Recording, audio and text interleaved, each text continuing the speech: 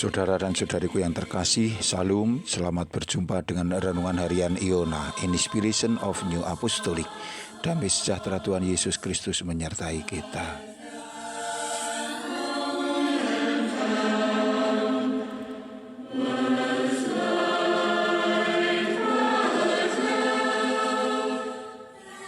Kita membaca firman Tuhan dari kitab Yunus pasal 3 ayat 10.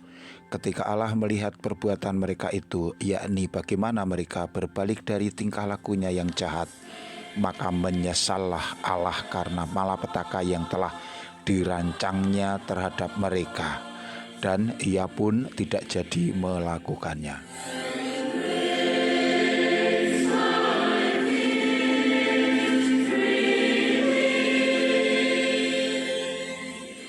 Saudara dan saudariku yang terkasih, setelah berbagai peristiwa tragis yang dialami oleh Yunus, maka kini Yunus pun bertobat dan ia berbalik kepada Allah serta siap melaksanakan kehendak Allah.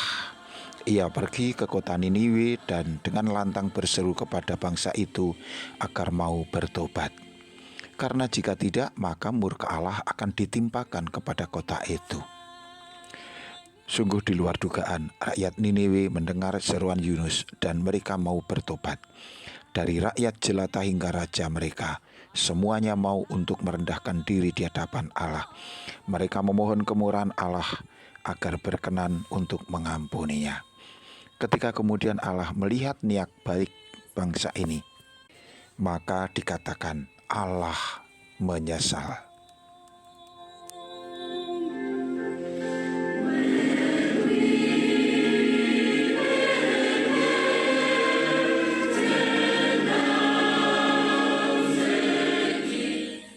Saudara dan saudariku yang kekasih, kita sering mendapati bagaimana penulis kitab suci, khususnya Perjanjian Lama, menggambarkan Allah dengan cara menyematkan kualitas-kualitas manusiawi kepada Dia.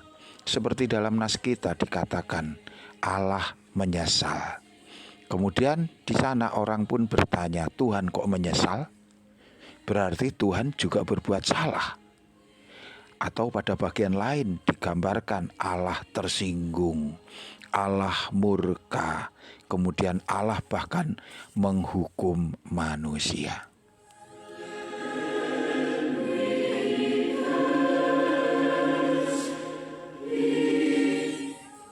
Ya, begitulah di dalam kitab suci, penyataan-penyataan Allah disaksikan oleh manusia yang diinspirasi oleh Roh Kudus. Para penulis kitab suci ini menggunakan bahasa atau juga pengetahuan mereka untuk menyampaikan apa yang telah dinyatakan Roh Kudus kepada mereka.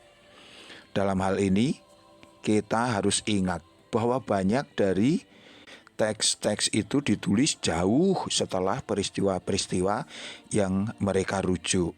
Kisah-kisah penciptaan misalnya muncul jauh setelah peristiwa-peristiwa yang diceritakan itu. Dan tidak berbeda juga dengan kisah tentang air bah, termasuk di dalamnya juga tentang Yunus, kota Niniwe ini. Injil-Injil juga ditulis jauh setelah kebangkitan dan kenaikan Tuhan Yesus ke surga. Oleh karena itu kita meyakini, kita percaya bahwa hanya dengan pertolongan Roh Kuduslah para pembaca kitab suci, engkau dan saya akan mampu mengenali kehendak ilahi di dalam teks-teks yang ditulis oleh manusia-manusia yang istimewa ini. Para rasul secara khusus mereka berada di bawah tuntunan Roh Kudus dan kepada mereka dikaruniakan mandat untuk menafsirkan kitab suci dengan suatu cara yang mengikat dan yang memiliki otoritas bagi iman. Kemudian untuk mengenali dan menyatakan kehendak ilahi yang terkandung di dalamnya. Maka kemudian kita dapat mendapati perspektif yang baru mengenai penggambaran Allah ini.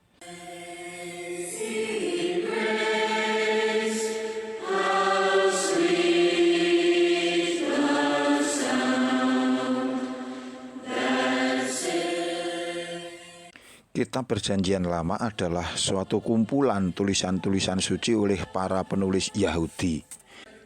Cara para penulis tulisan-tulisan ini menggambarkan Allah mencerminkan konteks budaya dan keagamaan pada zaman mereka. Seperti dikatakan, mereka sering memberikan kualitas manusiawi kepada Allah. Dicontohkan tadi di depan, Allah tersinggung, kehormatan dan martabatnya dilanggar. Pada kesempatan yang lain disebutkan Allah menyesal atas apa yang telah ia lakukan. Kemudian Allah bertekad untuk melakukan sesuatu yang baru. Digambarkan di dalam Perjanjian Lama khususnya Allah marah kepada Adam dan Hawa. Ia menghukum mereka. Manusia harus menderita untuk mendapatkan makanannya. Perempuan harus menderita ketika ia melahirkan, dan perempuan harus dikuasai oleh laki-laki. Keduanya diusir dari Firdaus.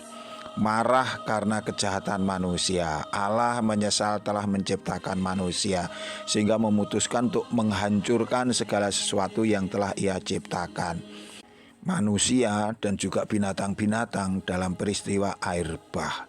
Semua malapetaka yang menimpa Israel dilihat juga sebagai hukuman Allah atas ketidaktaatan mereka. Dan untuk membela umatnya, Allah bahkan mampu bersikap tanpa ampun luar biasa terhadap musuh-musuh Israel.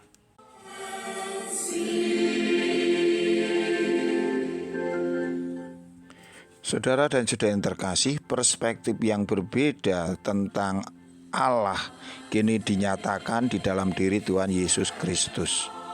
Yesus Kristus menyatakan sifat Allah yang sejati bagi manusia. Ia berbicara tentang Allah yang penuh kasih, yang tidak ingin menghukum para pendosa, tetapi yang senantiasa ingin menyelamatkan mereka.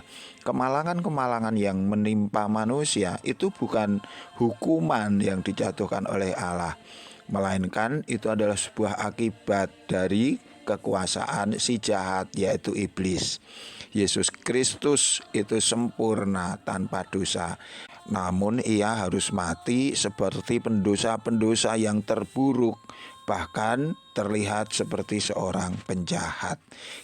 Begitulah Tuhan Yesus menyatakan sifat sejati Allah, Allah yang maha kasih, Allah yang maha murah. Perspektif yang baru tentang Allah menjadi sempurna dan nyata di dalam diri Sang Putra Allah. Beruntunglah kepada mereka yang mengenal Allah di dalam diri Sang Putra Tuhan Yesus Kristus, karena mereka tidak akan menemukan Allah yang kejam, Allah yang tersinggung, Allah yang menyesal, melainkan Allah yang penuh kasih, Allah yang senantiasa membela kita dan menuntun serta memberikan kepada kita pertolongan. Tuhan memberkati kita. Sampai jumpa. Amin.